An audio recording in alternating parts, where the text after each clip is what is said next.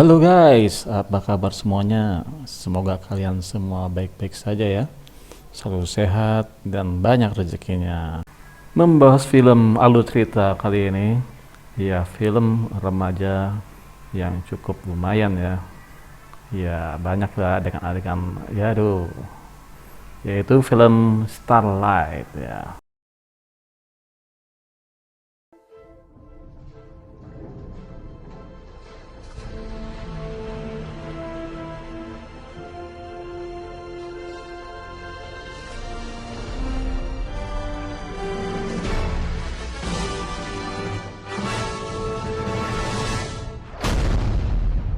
Film Starlight dirilis pada tahun 2020, ya sudah cukup lumayan lah ya.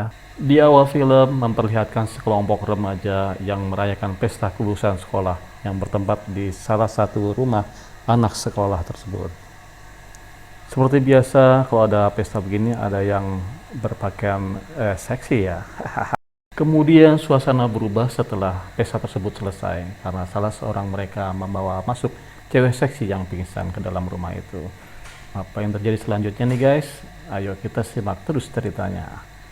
Di awal film kita diperlihatkan seorang laki-laki bernama Dylan yang lagi santai di bawah pohon. Sambil mendengarkan klip musik, lalu dia kaget karena dibangunkan oleh ibunya Dorothy. Dengan cara disiram, setelah itu Dylan disuruh membersihkan dan membereskan kamar karena akan datang yang datang. Hal itu sebenarnya sudah biasa karena Dylan mempunyai masalah dengan ibunya dan dia diperlakukan layaknya anak nakal. Malam pun tiba, terlihat Dylan bersama sang ibu dan pacar sang ibu bernama Charles sedang makan malam bersama. Pada awalnya mereka sama terlihat baik-baik saja, sampai suatu ketika mereka membahas tentang masa depan Dylan setelah lulus dari sekolahnya nanti. Dan si Charles ini agak sedikit songong ya, karena membahas masalah Dylan yang pernah punya masalah waktu di sekolahnya dahulu dikeluarkan. Karena hal itu obrolan mereka mulai menegang. Dengan berakhirnya Dylan meninggalkan mereka dan ikut pesta kelulusan di rumah temannya. Nah, disinilah para tokoh pemeran film ini berkumpul. Orang tersebut juga merupakan teman-teman Dylan. Yang pertama, dia menyapa teman prianya bernama Tex, sangat populer di kalangan para gadis. Kemudian yang ini bernama Nick, adalah tuan rumah dari pesta tersebut. Di sampingnya ada cewek yang luar biasa mulus bernama Casey. Lalu yang ini bernama Monty, yang terakhir cewek seksi yang terlihat nakal ini bernama Sarah. Sebenarnya cewek seksi mulus ini teman kecil Dylan, akan tetapi Dylan yang polos dan bodoh tidak pernah memanfaatkan kesempatan yang ada. Setelah pesta usai, terlihat Sarah yang menggoda Dylan untuk asik-asik. Tapi karena Dylan sadar bahwa dia belum pernah melakukan itu, Dylan pun membatalkan kegiatan asik-asiknya, lalu meninggalkan Sarah di atas ranjang dengan segala kekentangannya. Hahaha. Ternyata pesta dan cewek seksi tidak menghilangkan kekesalan Dylan terhadap ibunya. Untuk itu, Dylan keluar pesta untuk menghibur diri dengan pergi ke minimarket untuk membeli sebuah minuman sambil memainkan video game yang tersedia di sana. Tidak lama kemudian datang seorang pria yang tidak dikenal, tapi sok kenal, sambil ngoceh yang nggak jelas. Pria itu bernama Anton, lalu pria itu pun pergi lagi. Di scene lain terlihat teman-teman Dylan yang lagi asik nonton film. Dikagetkan kedatangan dua polisi yang datang ke sana untuk mengontrol situasi. Namun, tanpa pikir panjang, Nick yang paham dengan maksud kedatangan dua polisi itu langsung menyogoknya dengan memberikan beberapa botol bir. Lalu, kemudian polisi itu pun langsung pergi lagi. Scene kembali ke Dylan yang sedang santuy minum dan bermain skateboardnya. Tapi tiba-tiba dia ditabrak seorang wanita seksi yang entah datang dari mana. Setelah terlihat, ternyata wanita itu cantik juga ya, hanya penuh luka di mukanya. Sialnya, pada saat Dylan akan menghubungi para medis, HP-nya mati karena jatuh tadi. Kemudian Dylan pun memutuskan membawa wanita itu ke rumah temannya Nick. Setelah wanita tersebut sadar, Dylan dan teman-temannya berusaha berbicara dengannya.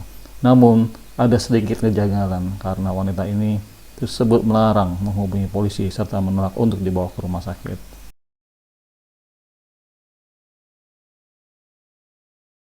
Saat para remaja itu ngobrol di bawah, tiba-tiba mereka dikejutkan oleh lampu yang redup, serta panci yang terjatuh sendiri. Di samping itu, diketahui ternyata wanita tersebut dicari oleh si Anton.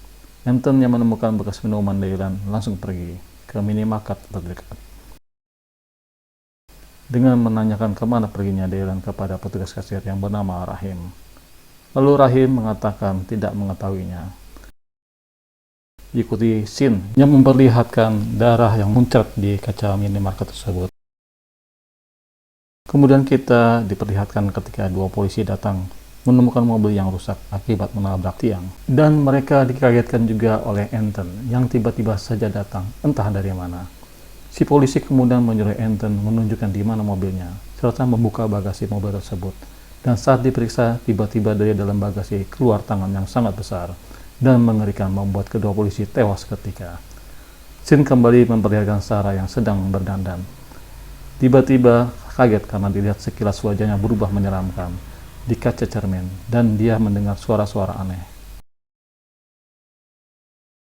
Karena menyangka kejadian tersebut berkaitan dengan wanita misterius itu, Sarah kemudian menghubungi 911 untuk memberitahukan di rumah Nick ada korban kecelakaan, serta otomatis Anton yang sedang mengendarai mobil polisi langsung menerima informasi tersebut dan Anton pun bergegas menuju ke rumah Nick.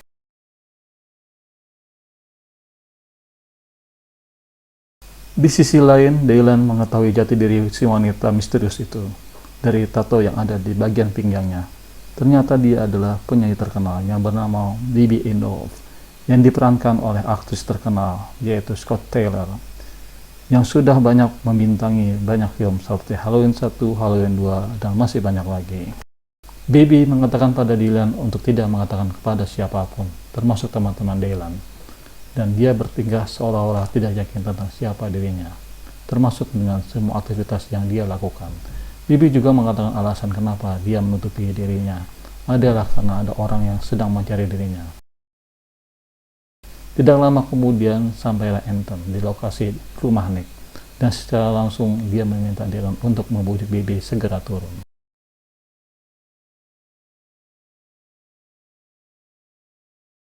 Sementara itu, secara tidak normal, Bibi membuat pintu dan jendela rumah itu tertutup sendiri.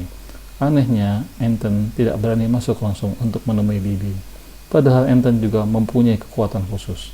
Anton malah teriak sambil menunjukkan mayat-mayat kedua polisi. Sementara itu, Dylan dan kawan-kawan bingung serta panik melihat kejadian yang tak masuk akal tersebut dan memutuskan untuk diam di dalam rumah sampai mereka mendapatkan solusi dari permasalahan tersebut. Terkecuali Sarah yang gak bisa diatur malah keluar dari rumah. Namun setelah di luar, dia malah bingung apa yang mau dia lakukannya. Kemudian dia masuk ke sebuah gudang yang ternyata di dalam gudang tersebut sudah ada Anton. Sarah yang merasa takut meminta Anton untuk tidak menyakitinya. Lalu Anton membisikkan sesuatu kepada Sarah. Dan setelah itu, Sarah pun kembali ke rumah dan menemui teman-temannya lagi dan mengatakan kalau keadaan di luar sudah aman. Namun Nick dan kawan-kawan tidak langsung mempercayainya. Di sisi lain, Dylan meminta Bibi untuk keluar agar tidak terjadi kejadian yang mengerikan kepada teman-temannya. Namun di sana mereka malah saling tertarik dan bercocok tanam. Lalu di saat mereka berciuman, tiba-tiba saja muncullah sebuah cahaya dan seketika listrik langsung mati. Kemudian Nick dan Tex pergi untuk menyalakan generator cadangan. Casey menyusul Dylan dan tersisa Monty bersama Sarah. Di sana Sarah mulai bertingkah aneh dan menggoda Monty dengan alasan untuk mengalihkan rasa takutnya. Terlihat ada darah yang tiba-tiba muncul di telinga Sarah yang menandakan ada sesuatu yang salah dengan diri Sarah. Benar saja, tidak lama kemudian Sarah menusuk Monty dengan bertubi-tubi hingga Monty tewas. Teman-temannya kembali langsung kaget dan mencuriga pada Sarah, namun Sarah menyangkalnya dengan mengatakan bahwa dirinya sebenarnya ingin membantu Monty. Yang jelas saat itu mereka percaya kematian Monty disebabkan oleh Anton. Tex yang marah lalu ke kamar untuk mengeluarkan si Bibi. Namun saat si Bibi akan diseret, tiba-tiba si Bibi memancarkan sinar suatu energi yang membuat Tex terlempar keluar, serta pintu kamar langsung terkunci kembali. Lalu Nick mencari alat untuk membobol pintu kamar tersebut. Sedang Casey pergi ke toilet untuk mencuci darah yang menempel di tangannya. namun dia dikayutkan Sarah yang tiba-tiba muncul di belakangnya. Kemudian Sarah menyerang Casey. Nick berusaha menyelamatkan Casey, tapi karena kalah kuat, Nick malah terpojok.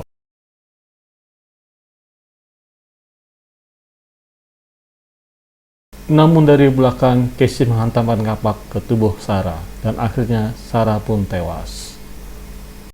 Di sisi lain, Tex yang meletakkan jasad Monty diteror oleh makhluk lain. Karena makhluk ini tidak punya nama, jadi saya sebut saja Cunguk. Dan karena perannya sudah harus berakhir, Tex pun tewas di tangan si Cunguk. Kemudian Nick dan Casey masuk ke kamar untuk mencari Dylan, tapi ternyata di sana mereka malah diserang oleh si Cunguk.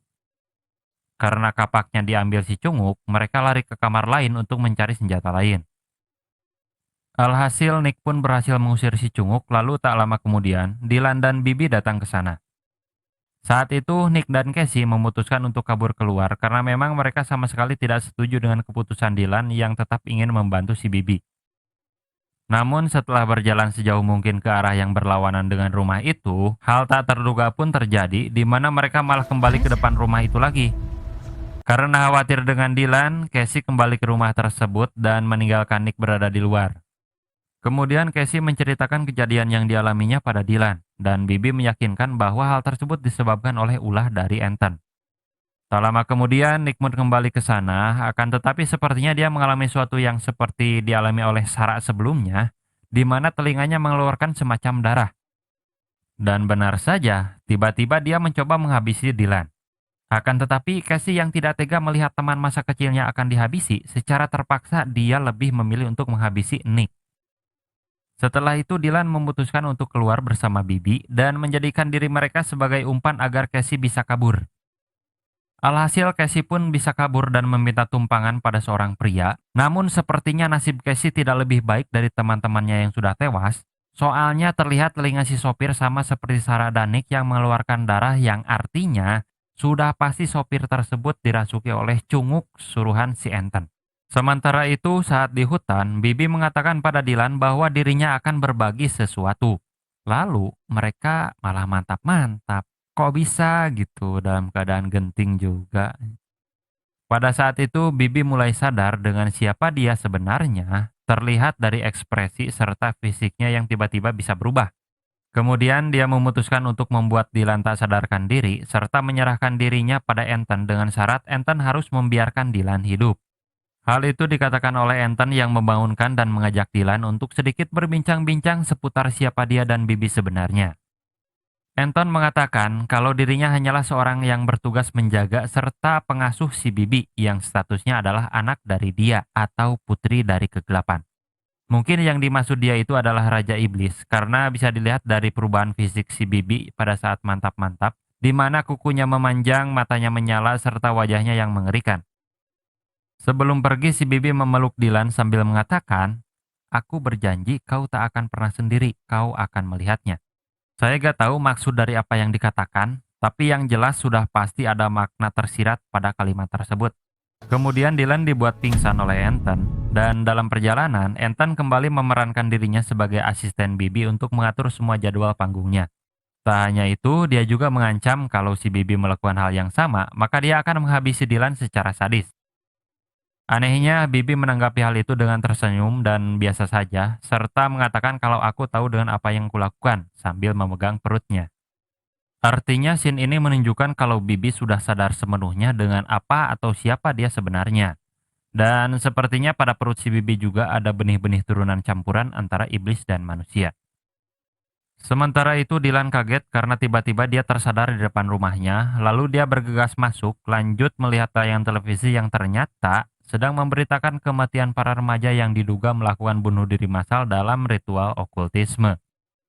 Katanya sih okultisme itu semacam kepercayaan atau keyakinan terhadap hal-hal supranatural seperti ilmu sihir. Tidak lama kemudian pacar si ibu yaitu Charles datang dan langsung meminta agar Dylan mengatakan kejadian sebenarnya pada saat dia di rumah Nick. Namun pada scene ini tiba-tiba Dylan memiliki kekuatan aneh yang bisa menutup pintu serta jendela tanpa disentuh. Dan film ini pun ditutup oleh scene yang memperlihatkan seseorang yang diduga dia adalah Dylan yang sedang menyaksikan konser si Bibi. Nah, gitu saja. Saya sudahi ceritanya soalnya udah lumayan panjang juga. Nanti jadi makin lama ngeditnya. Ditambah saya juga udah lapar gak makan selama berjam-jam. Jadi saya undur diri sampai jumpa lagi di cerita berikut.